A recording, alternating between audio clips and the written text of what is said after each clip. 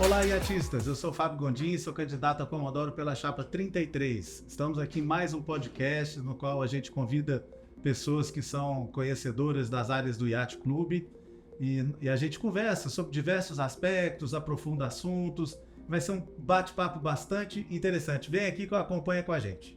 Hoje a gente convidou o Antônio Augusto, que conhece muito da nossa academia, foi uma das pessoas que esteve lá no início, quando as coisas ainda eram desestruturadas, e nós vamos falar sobre academia, nós vamos falar sobre esporte, sobre restaurante, sobre taxa extra, sobre diversas coisas que vai ser bastante interessante e vai te interessar.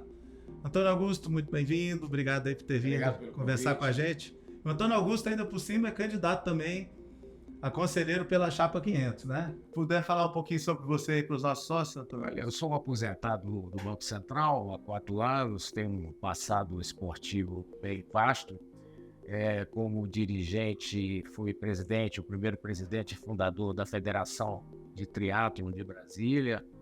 Fui maratonista por muitos anos, o joelho hoje me impediu dessa continuidade.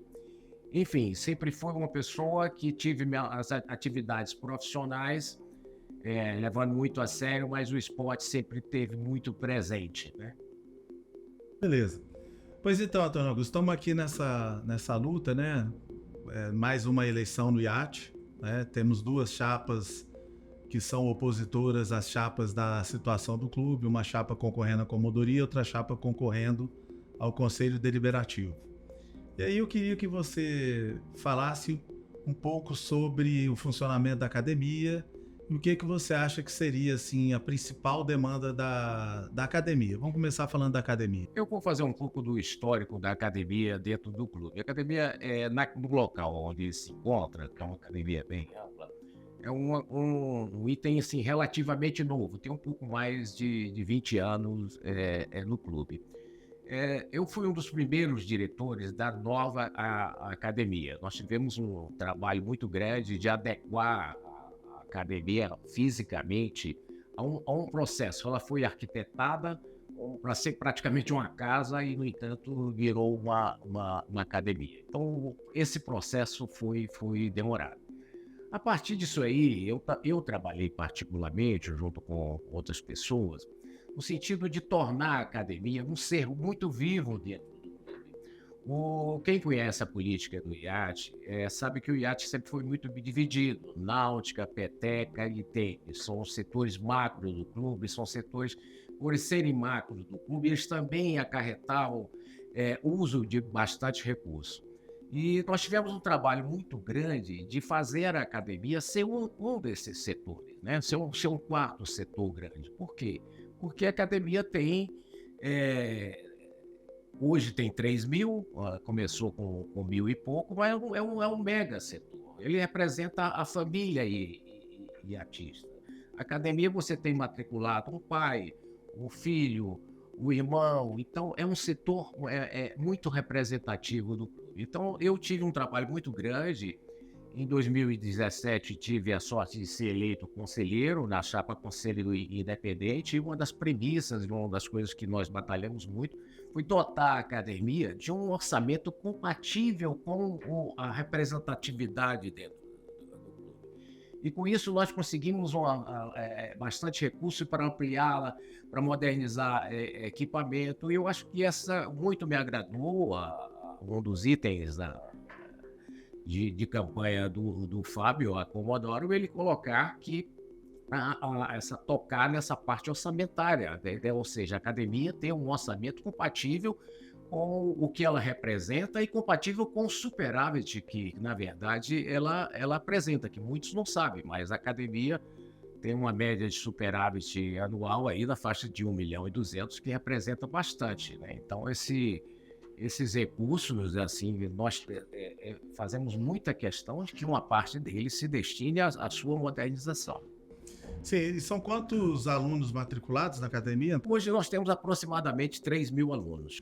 Entre sócios e dependentes. Entre sócios e dependentes. Muita coisa, né? É muita coisa. Sem sombra de dúvida, o setor mais representativo do clube em termos de frequência. E com uma expectativa de crescimento, né? É é um setor que a academia oferece um estacionamento tranquilo para os seus frequentadores, diferente de outros centros de academia privada. Enfim, dali você pode fazer outros. Eu particularmente, eu gosto muito de academia e complementar com a sauna, que é vizinha, né? E, às vezes no sábado ir ao brejo tomar uma cervejinha complementar. Então isso aí favorece que nós tenhamos uma expectativa de crescimento nesse número de alunos. Entendi. E destinando um percentual da arrecadação. Bom, aliás, antes de falar isso, né, vamos esclarecer aqui para as pessoas que muita gente não sabe. A academia, as pessoas para frequentarem pagam uma taxa e essa taxa era suficiente para manter a academia funcionando, né? Pelo que você já falou, inclusive dá um superávit que chega a 1.200.000 por ano de superávit, né? E o que seria interessante fazer com esse superávit? O que falta para a academia? Se pede muito para destinar um percentual, nós vamos fazer isso, né, do superávit para a academia. Mas o que é que as pessoas que frequentam a academia no dia a dia, e eu sou uma delas, mas não quero falar por mim, o que as pessoas demandam principalmente? Olha, a academia tem um diagnóstico seguinte: nós temos um certo estrangulamento em determinados horários na parte de musculação. Então, como é que você resolve isso? Você resolve isso você ampliando uma sala de musculação. Se você tem um aparelho que você faz fila para a sua utilização, então você compra mais um aparelho, você duplica o aparelho. Mas isso requer espaço. Então, também eu fiquei muito feliz em estar entre uma das suas plataformas, a ampliação da academia. Esse é um fator assim, muito importante. Nós precisamos criar uma alternativa de ampliação. Tecnicamente, em termos de estrutura, de engenharia, é possível fazer isso, mas existe também uma outra possibilidade, que seria utilizar o espaço onde hoje é a sauna e uma consequente transferência da sauna para outro lugar, ou até a volta dela para aquele lugar antigo. Isso aí dependendo aí de outros entendimentos que a chapa vitoriosa do Fábio venha a ter.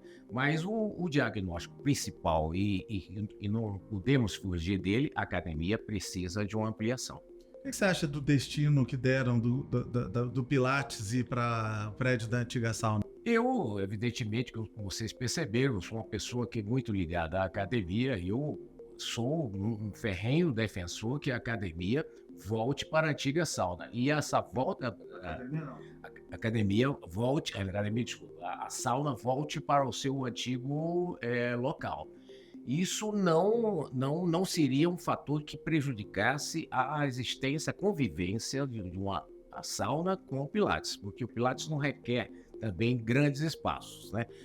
São 2, 3 ou 4 salas seriam suficientes. Então eu particularmente acredito que é possível você fazer a volta da sauna para o seu local antigo, que é um local aprazível, que como eu falei que eu sou sauneiro também, eu não gosto da atual localização da sauna, comparativamente ao que era no passado. Então isso aí resolveria 2 problemas, porque nós iríamos criar um espaço para ampliação da academia sem elevados custos.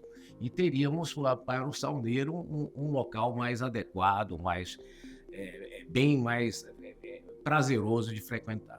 Bom, e mudando, né, essa destinação da sauna, né, a gente pode ampliar o espaço do Pilates lá próximo da própria academia, que eu acho que é até mais adequado, né? E me parece que eles estão com essa ampliação do Pilates lá no prédio da antiga sauna, a intenção de cobrar pelo Pilates também. Pelo menos isso já foi perguntado abertamente diversas vezes no grupo de WhatsApp que a gente criou, que tem a participação de pessoas da situação da oposição, e diante dessa pergunta sempre a resposta é o silêncio. Eu acho que muitas vezes o silêncio é mais eloquente do que... O silêncio é a grande resposta aí nesse caso. Será cobrado. Pois é, então assim, é mais uma coisa que vai ser cobrada. Daqui a pouco, continuar dessa forma, a gente só está pagando mensalidade do clube só para ter o direito de passar para o lado de dentro do portão, né? O resto, e não acho que... Isso aí não é uma coisa que interessa muito para o sócio. É interessante você ter os serviços à sua disposição, você experimentar uma coisa aqui, outra ali, e usufruir, né, das coisas de forma mais livre, né? Do jeito que eu acho que muita gente se queixa da forma que está sendo construído hoje, né? Não é a melhor forma, né? Muita gente acha que não é a melhor forma. Mas, Antônio Augusto, me diga aqui uma coisa. Você tem uma posição sobre a estrutura das escolinhas, né? Você tem um pensamento sobre isso. Fala um pouquinho sobre isso. O que você acha? Olha, eu criei meus filhos, minha filha criou os filhos dela, ou seja, meus netos, sempre nas escolinhas do clube. E nunca existiu essa limitação, só pode praticar um, segundo tem custos. Isso aí sempre foi uma coisa livre, até porque eu acho que o IAT, na parte esportiva, o grande viés do clube é despertar o esporte do jovem. O IAT nunca foi um clube de ponta esportiva, nunca teve um campeão olímpico, e não é o seu viés, mas o viés do IAT é introduzir o esporte nos jovens. Eu acho essa limitação hoje implantada pela atual promotoria, pela situação, uma coisa que tolhe o desenvolvimento do esporte. Quem é jovem, quem tem 12 anos, 11 anos, 9 anos, às vezes tem uma indefinição de escolher um esporte. E nada mais natural, nada mais incentivador do que ele ter a opção de vou fazer uma natação, mas vou fazer um judô, e de repente ele se declina mais por um deles. Então eu acho profundamente acertada também essa sua posição na campanha de questionar isso e trazermos de volta essa possibilidade do sócio colocar seus filhos em 2 esportes. Não vejo por que essa arrecadação não faz sentido e prejudica muito essa escolha nas crianças que, como a gente sabe, não sabe ainda ao certo o que desejam e o que pensam. Isso aí, a gente tem que valorizar o esporte, mas mais ainda valorizar as crianças, né? Que estão ficando com poucos espaços no clube, né? E os adolescentes também. Adolescente nem se fala, né? Adolescente jovem nem vai mais pro clube, né? Passou a idade em que eles têm as atividades lá de escolinha, não tem mais o que fazer, não tem mais aquele grupo de jovens que possa se encontrar, vamos jogar um vôlei ali na quadra. Não tem. Primeiro que as quadras estão sempre ocupadas com escolas, com escolinhas, e, enfim, não há o estímulo. A gente vai fazer esse estímulo, né, para que aconteça. Antônio Augusto, vamos mudar de assunto de novo. Agora vamos falar dos restaurantes. Você tem um posicionamento sobre a escolha do restaurante lá, do nosso self-service, né? O que você acha daquilo ali? Olha, a gestão passada, com a rodoviária passada, fez um grande equívoco ao acabar com um restaurante que era essencialmente aprazível, você tomar uma cervejinha, era um restaurante mesmo. E nós tínhamos como opção o chamado self-service, que é uma comida mais popular, que é uma comida mais para o seu dia a dia. Pois bem, eles se programaram e fizeram, se a um custo bastante elevado, mais de 1 milhão, uma praça de alimentação. Essa praça de alimentação, ela acabou com aquele centro de você tomar uma cerveja, de bater um papo, e se tornou um grande praça de alimentação mesmo, cada um pegando seu prato e etc. Não que eu seja contra isso, a existência disso no clube. Eu acho que essa existência tem que ter. Agora, nós tínhamos um espaço para isso, que funcionava adequadamente nas churrasqueiras. Se acabou com esse espaço, se fez uma transferência, acabando com um outro espaço, que é um espaço mais de lazer, e a troco de quê? Nós perdemos lazer ao optarmos apenas por um self-service no lugar mais nobre do clube, quando o mais adequado seria ter feito uma reforma no antigo self-service, dotá-lo de maiores condições para atender maior número de associados, mas nunca transferiram para o lugar mais nobre do clube. Foi uma medida essencialmente errada. Aquele restaurante self-service que ficava lá naquela primeira churrasqueira, né? Mais próximo. talvez um restaurante ali pudesse liberar mais espaço naquela área ali, né, que é o núcleo, né, do clube, né? E a gente não se programou para falar disso, mas um assunto bastante interessante é o seguinte: e esses espaços vazios que a gente tem no clube, como por exemplo aquele salão social ali, que nunca acontece nada lá, nada, zero. A gente tem que pensar no uso para aquilo ali, não tem não?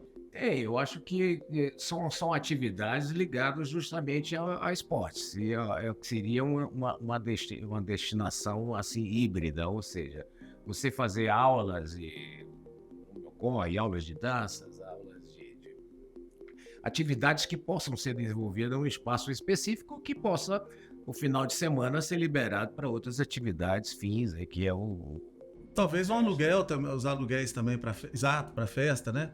Tem um outro assunto também que é interessantíssimo, que você tem um posicionamento que vai bastante ao encontro do que a gente pensa, né? E estamos bastante afinados nisso, que é a questão orçamentária, especificamente na questão da cobrança da taxa extra sem uma destinação específica. A taxa extra virou uma taxa normal, quer dizer, é cobrada todos os meses e a destinação dela é definida depois de cobrada, ou ao longo da cobrança, né?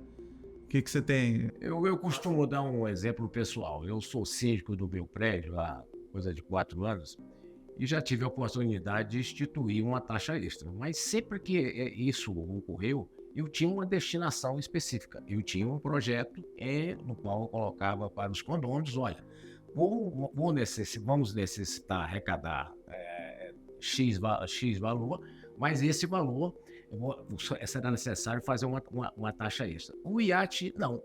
O IAT já vem no orçamento que é previsto. Por exemplo, nós vamos analisar o orçamento do 24 agora em novembro. De 2024 em novembro. E o que é que ocorre? Já está embutido um valor que eles chamam taxa patrimonial, é um nome muito bonito, mas na verdade se chama taxa extra, e você, associado, começa a pagar esse valor sem saber qual será aquela destinação. E qual é o valor total que você quer arrecadar? Exatamente. Então é uma taxa que não tem fim. Isso não existe em nenhuma organização comunitária que você institua uma taxa que ela não tem fim. Ela sobe conforme a inflação, etc. e tal, anualmente, conforme os demais, as demais taxas do clube, e daí? Isso não se vê um horizonte, né? O clube não pode instituir uma taxa extra para sempre. E isso é o que vem acontecendo historicamente no clube há anos, talvez há décadas. Isso aí nós vamos rever, né? Com certeza. Eu chamo a atenção que o conselho que eu participei, que foi vitorioso em 2017, ele extinguiu a taxa extra um certo período do mandato para frente, justamente porque nós não tínhamos projetos que estavam aprovados. Se não tínhamos projetos aprovados, não tinha por que ter taxa extra. Um projeto, e outra coisa, não se faz taxa extra para projetos, se faz taxa extra para projeto que tenha uma aprovação consolidada, que ele tenha início, meio e fim. O que eu chamo de início, meio e fim? É você saber o quanto esse projeto vai custar ao fim. Então, para isso, é preciso todo um arcabouço de projeto concluído. É coisa que o IAT não faz. Orçamento, né? Isso aí. Custo, né? Saber o custo. Então você não pode construir, captar esses recursos. Não existem projetos que passaram por esse crivo. Isso, para mim, é muito básico. Isso, na nossa gestão, uma das nossas propostas é acabar com a taxa extra sem destinação específica de novo. A exemplo do que foi feito lá atrás, e aí é bom a gente lembrar que lá naquela gestão, para não dizer, porque às vezes a pessoa não acredita que você vai fazer, mas o que mais te autoriza a dizer que vai fazer é mostrar que já fez, né? Então lá naquela gestão, a gente não só acabou com essa taxa extra sem destinação específica, como inclusive reduziu a taxa de transferência do título, reduziu o valor da academia e reduziu a taxa mensal de forma responsável, sem colocar em risco nenhuma das ações que o clube queria executar, sem nada. Por que isso? Porque não havia nenhuma expectativa de execução do orçamento no ritmo que se vinha executando naquele ano. E, além disso, havia um saldo de caixa suficiente para atender a todas as despesas, ainda deixando saldo para socorrer qualquer eventualidade, qualquer emergência que viesse a surgir. Quer dizer, da maior da competência e responsabilidade, tranquilo. Você mencionou um item aí que eu acho um dos maiores absurdos das gestões que vêm aí no poder, na comodoria do clube. É a instituição de uma taxa de transferência. Quando nós, novamente, vou mencionar, quando nós tivemos aí no Conselho Independente, em 2017 a 2020, nós reduzimos essa taxa, que na época era R$15.000, para R$5.000. Isso não causou nenhum transtorno ao clube, esse tipo de arrecadação, essa redução. Por que eu sou contrário? Mas aí o que aconteceu? Vamos à história. Ao assumir a nova gestão, nós saímos do conselho, o novo conselho, em sua primeira reunião, elevou o que era 5.000 para 17, é o que perdura até hoje. Isso é realmente uma coisa inexplicável, porque isso tira a liquidez do seu título, do seu patrimônio, da sua commodities. O iate é uma commodity como outra qualquer, ela tem um valor no seu patrimônio. Estão imputando uma taxa que chega a ser próximo a 20% de um patrimônio seu, apenas para fazer uma transferência de nome. Isso assim não tem o menor sentido. Isso vai de encontro ao patrimônio do sócio. As alegações que eu vi por parte da situação para ter feito isso são alegações de que, vou até me permitir, não sou porta-voz, mas repetir o que eu vi de um dos defensores dessa ideia, de que nós temos que nos preocupar com quem está chegando e não com quem está saindo. Isso é um contrassenso, uma política visionária muito míope. Todos os sócios nós devemos nos preocupar enquanto eles estiverem. Mesmo na saída, eles merecem uma consideração e não pagar um imposto totalmente arbitrário. Quando não se preocupa com quem está saindo, não se preocupa com quem é hoje sócio, que um dia pode sair. Pode sair. Por qualquer motivo que seja. E o fato principal disso aí, eu sou da área econômica, se tira a liquidez do título. Quando você tira a liquidez do título, esse título reduz de preço. Isso é básico, isso qualquer aluno de economia sabe disso. Então, é mais um motivo para essa coisa inexplicável dessa atitude do atual conselho e que está se candidatando a um novo mandato.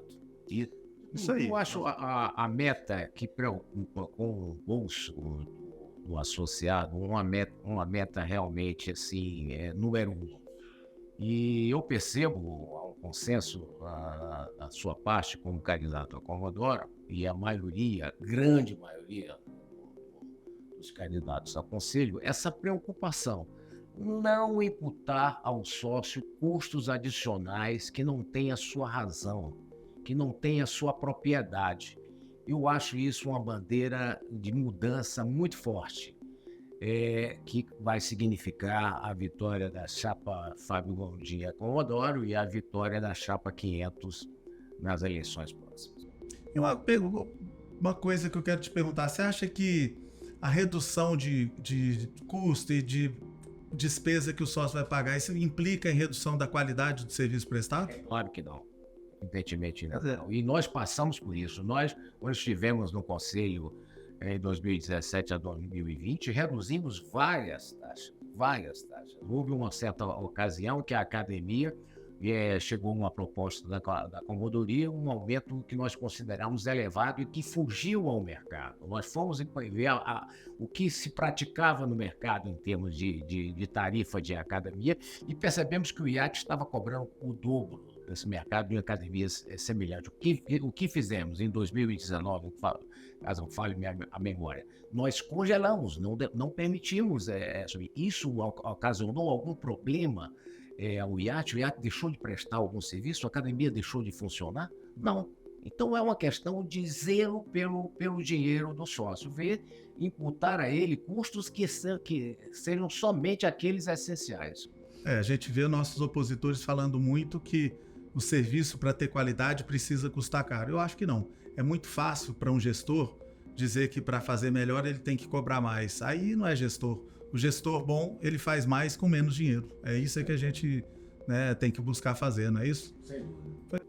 Beleza, muito obrigado, Antônio Augusto. Então, você tem alguma consideração final para fazer? Obrigado pelo convite e aproveitar essa oportunidade para convidar o eleitor iatista no dia 5 de outubro. É uma eleição que é uma das coisas até que nós vamos ter que mudar. A eleição começa às 11 horas da manhã e termina às 7 da noite em um dia útil. É uma coisa totalmente inapropriada, parece ser uma coisa para o eleitor, a grande massa de eleitor do clube, não ir votar, né? Por que não fazê-lo no sábado, no dia útil, com um horário bem mais ampliado? Mas fica o convite, não deixem de votar, vamos mudar o IAT, vamos renovar. Um abraço, obrigado. Muito bem, pessoal. Então, estamos aqui finalizando mais um podcast.